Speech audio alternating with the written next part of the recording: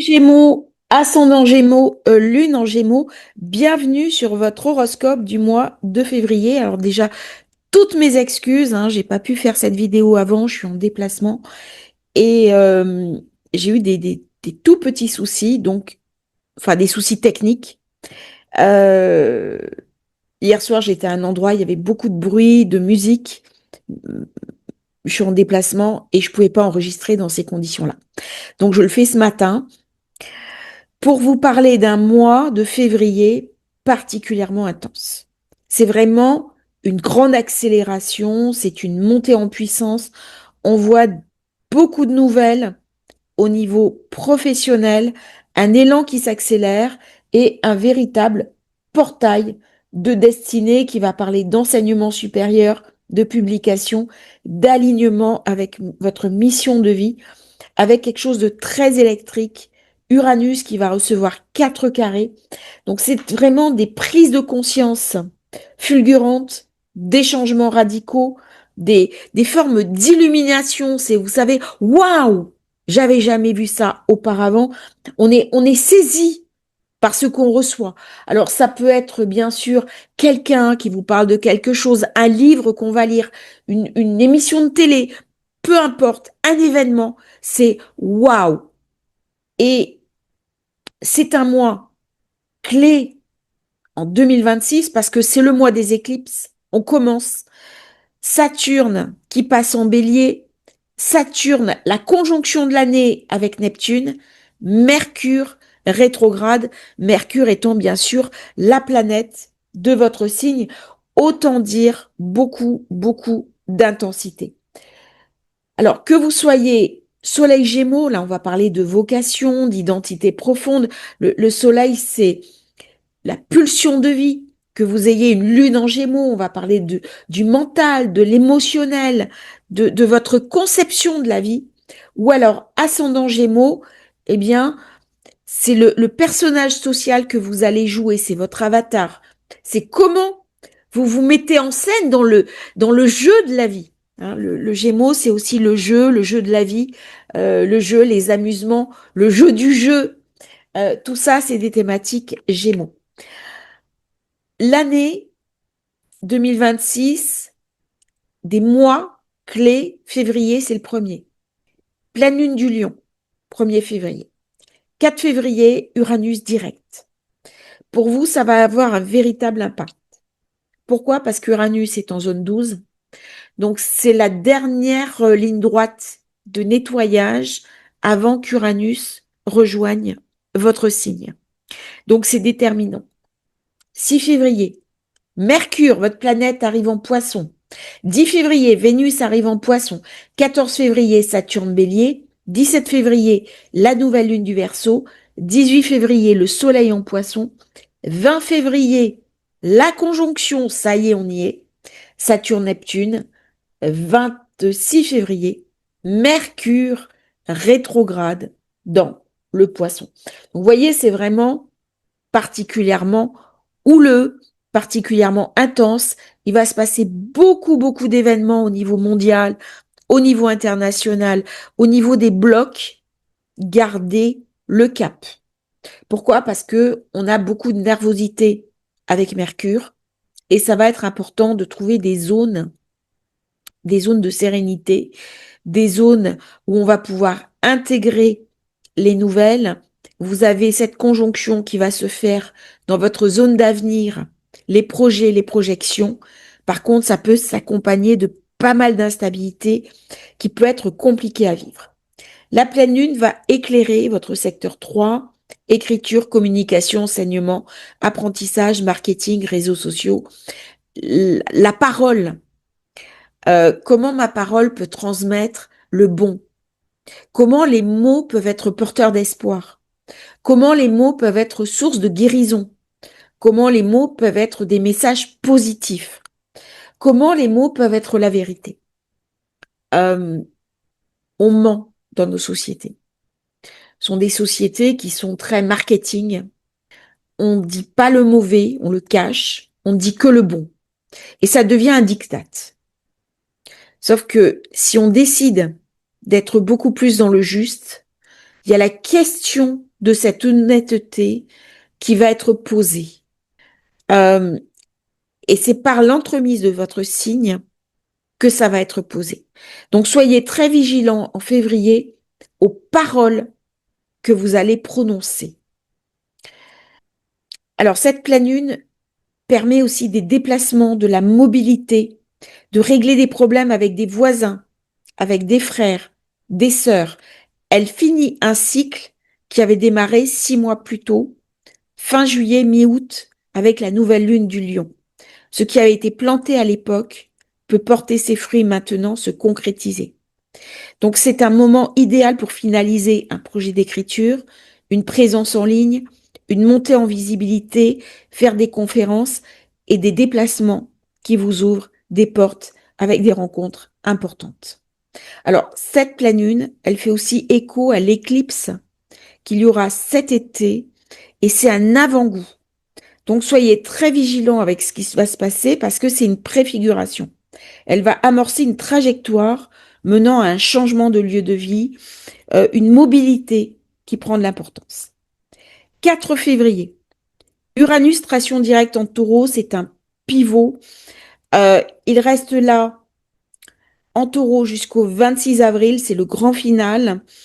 Et pour beaucoup de Gémeaux, 2018, c'est des illuminations, la connexion avec son inconscient, des réveils spirituels, une autre manière de voir le monde et quelque chose qui est venu vous toucher au plus profond de vous-même. Donc, entre le 4 février et le 26 avril, il y a une clarté de direction. Alors, ça peut toucher, bien sûr, l'enseignement supérieur, des projets internationaux, des voyages porteurs de sens, un pèlerinage, une retraite, une connexion sur des hauts lieux spirituels, et parfois une hausse soudaine de revenus. Hein. Uranus, c'est aussi la richesse qui arrive dans votre vie. Alors, le 5 février, changez les cartes, Mercure qui fait un carré à Uranus. Signe d'air, les voyages. Alors là, on peut se déplacer, faire un grand voyage, mais ça ne se passera pas exactement comme on l'avait prévu. Soyez très vigilants avec ce Mercure carré Uranus aux paroles que vous allez prononcer. Là, il y a vraiment un risque d'erreur. Et quand je dis un risque d'erreur, c'est pas de se tromper, c'est que la parole qui se trompe ait des conséquences très importantes sur votre vie. C'est une engueulade qui dégénère. Un parent qui s'engueule avec un enfant adulte, l'enfant part en claquant la porte, on ne voit plus de plusieurs années. Vous voyez, là, il y a une vigilance à avoir. C'est avoir conscience des paroles que l'on prononce et le faire en toute connaissance de cause. Donc là, ça va me parler bien sûr de l'étranger, de l'enseignement d'une langue étrangère. Je peux rencontrer un mentor, un guide spirituel, une opportunité de voyage, un sujet juridique. Je peux attendre une notification de l'administration.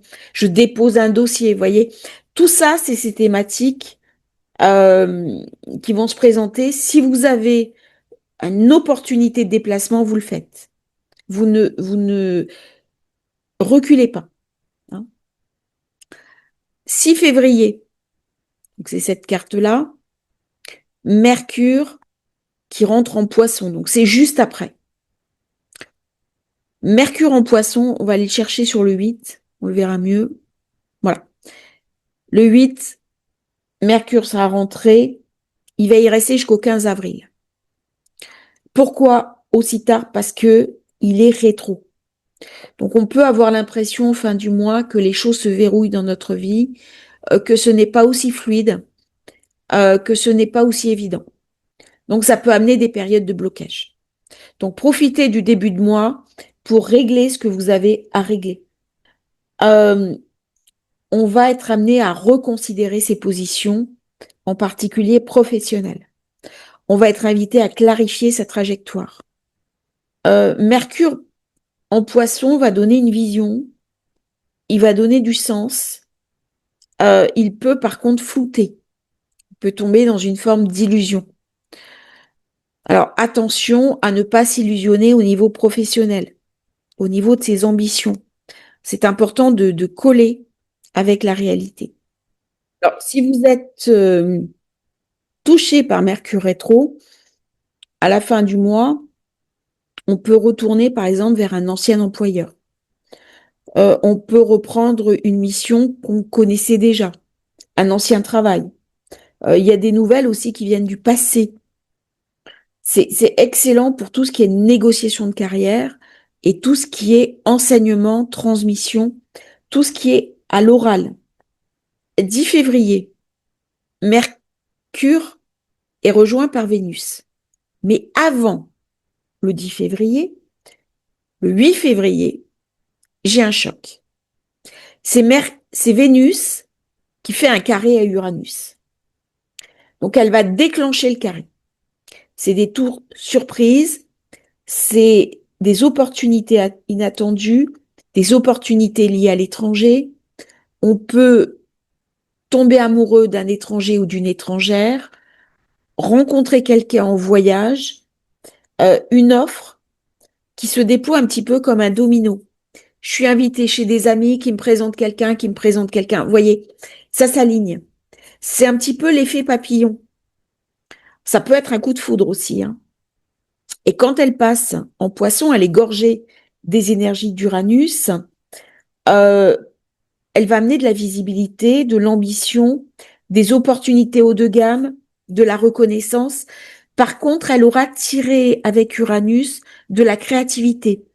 Donc, voyez comment vous pouvez transformer votre rapport à votre activité, à vos ambitions, hein. Il y a quelque chose qui est stabilisé, il y a quelque chose qui se montre, il y a quelque chose qui est atteint sur le professionnel. Date très importante pour vous, le 11 et le 12, Mercure conjoint en nœud nord. Alors, la conjonction en nœud nord, c'est le destin, c'est là où je suis invitée à aller, mais prenez ce temps de réflexion autour du sens de votre vie. C'est quoi l'essentiel pour moi? Quelles sont les choses auxquelles je crois? Quelles sont les choses qui ont de la valeur? Qu'est-ce qui mérite que je m'y attarde, que je m'y attache? Alors, c'est une fenêtre avec une grande possibilité pour gagner en visibilité, pour transformer sa manière de parler, pour écrire et pour utiliser les vecteurs de communication, mais dans un sens beaucoup plus spiritualisé. Attention, toutefois, on est dans le poisson, il y a quand même aussi de l'illusion. Faudra utiliser Neptune à bon escient. Ensuite, j'ai un pivot majeur, 14 février. Saturne quitte votre secteur 10 pour entrer dans la 11 en Bélier. C'est un nouveau cycle social, visionnaire, plus réaliste, avec une certaine envie de solitude. Là, dans cette période, on aura besoin de se trouver un petit peu dans sa grotte. Ça, c'est très important, hein. Alors, j'ai encore une fois des problèmes avec mon micro. Voilà, ça y est.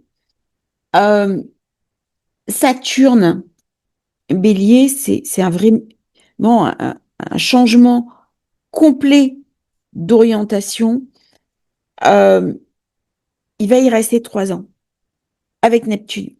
C'est structurer des projets à long terme, sélectionner ses réseaux, ses appartenances. Ça va passer par des ruptures amicales.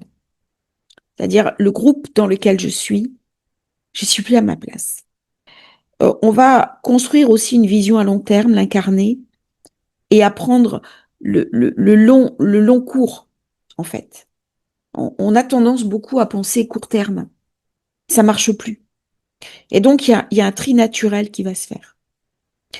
Et Saturne Bélier, c'est du feu, ça va amener de la passion, ça va amener de l'intensité, ça va donner l'envie de construire, de bâtir quelque chose de durable.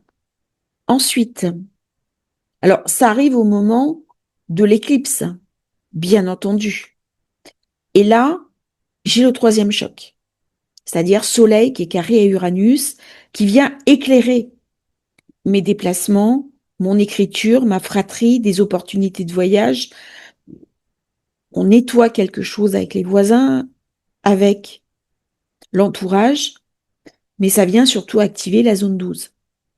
Donc c'est une période idéale pour recevoir un secret de famille, pour investiguer sur un secret de famille, pour travailler sur le transgénérationnel, pour nettoyer des vieilles ressources du transgénérationnel.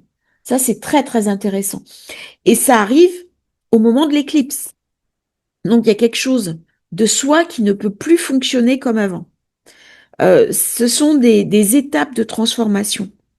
Ce sont ce qu'on appelle des downloads, c'est-à-dire que pour passer une étape de ma vie, je vais devenir quelqu'un d'autre. Je vais muter, en fait. Les signes d'air, c'est à ça qu'ils nous invitent. C'est le côté mutagène. D'ailleurs, euh, vous avez trois sortes de signes, le cardinal, le fixe, le mutable. Le mutable, le Gémeaux, c'est du mutagène. C'est un petit peu comme un organisme qui va devenir complètement différent. Alors, sous l'effet conjugué des événements de la vie, des rencontres, de la prise de conscience, de plein de choses. Et ça active le côté mutagène, en fait, de nos comportements. Et nous voilà à l'éclipse. Alors, l'éclipse, déjà, j'ai Mercure qui est trigone à Jupiter. Donc là, c'est vraiment une période de chance pour vous. Il y a vraiment une opportunité au niveau carrière, d'une une augmentation, d'une promotion, des conditions de travail améliorées, on va être plus encadré, plus entouré, de la visibilité. Euh, vous l'avez mérité, vous avez attendu ça. Eh bien voilà, ça vous est donné. Et cette éclipse, vous voyez comment ça arrive avec Saturne, Saturne en bélier, la conjonction qui arrive le 20, Soleil sur le dernier degré du Verseau. Bon, il y a vraiment une ouverture majeure sur l'international. Il peut y avoir une délocalisation, une expatriation de l'enseignement, une publication. Comment on va suivre une nouvelle formation, mais c'est aussi un changement majeur sur votre philosophie de la vie. Ça va faire écho aux périodes plus anciennes de qui se répétera pas forcément à l'identique parce que Pluton est arrivé en Verseau. Donc ça va transformer la direction de la vie. Quelque chose de très évolutif. C'est la fin d'une croyance, d'un système spirituel, d'une voie, avec des cycles d'études. Hein. Il y a un grand portail qui s'ouvre et une manière, une compréhension qui est différente. Et j'aurai aussi Vénus conjointe au nœud nord, donc qui est exaltée, et après Mercure, c'est Vénus qui arrive. Donc là, quel est le sens de ma vie? Donc c'est la même mécanique hein, que Mercure nœud nord. Euh, c'est du succès, mais c'est aussi comment me guérir de mes douleurs, de ce qui m'empêche d'avancer. Alors c'est une chance relationnelle. Hein.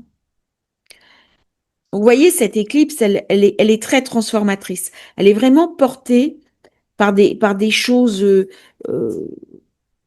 complexes. Il y a bientôt le carré Mars-Uranus. Il faudra faire très attention à ce moment-là, à son caractère, à ce que les mots ne dépassent pas sa pensée.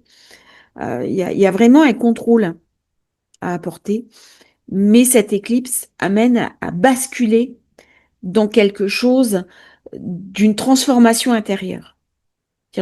J'écoute l'astrologie, je lis des bouquins de spiritualité, mais qu'est-ce que ça m'apporte dans mes tréfonds, dans ce que je suis, dans mes fondamentaux.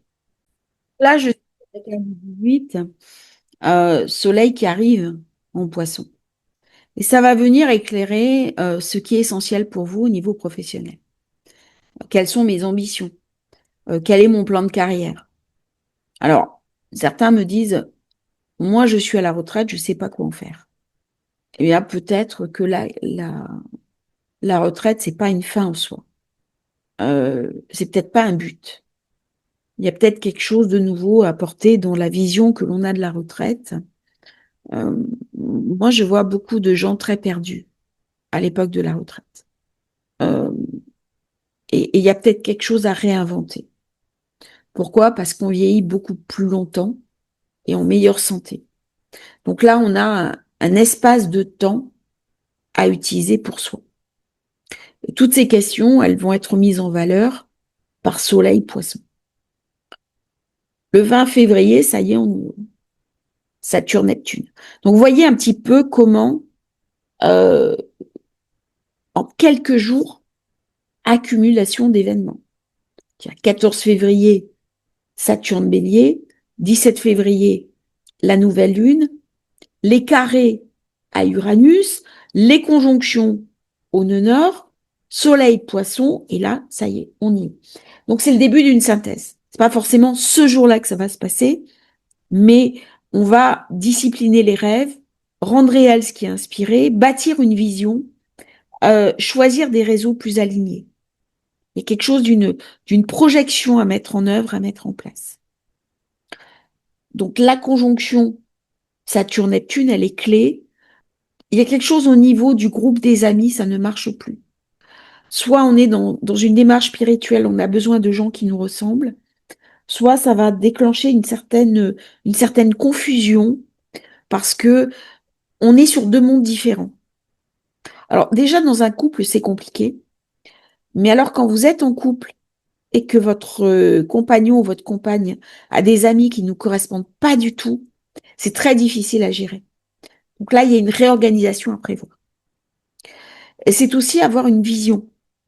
Comment je vois l'avenir? Comment je mets en place un idéal d'avenir? C'est très important. Bon, on aura l'occasion d'en reparler de tout ça. Le 22, j'ai Vénus qui est trigone à Jupiter et Jupiter qui fait un joli trigone à Mercure. Il y a quelque chose qui porte. Ça me porte au niveau de la tête. Là, je peux vraiment prendre des bonnes décisions. Plus Vénus que Mercure trigone, parce que on est après la conjonction Saturne-Neptune. Donc, il vaut mieux le faire après qu'avant.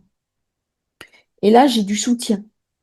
J'ai du succès. Il peut y avoir une augmentation de revenus, des opportunités très favorables, un regain d'optimisme et de confiance en moi. J'ai vraiment une forme de récompense. Et le quatrième choc, qui arrive bien sûr, avec Mars carré Uranus.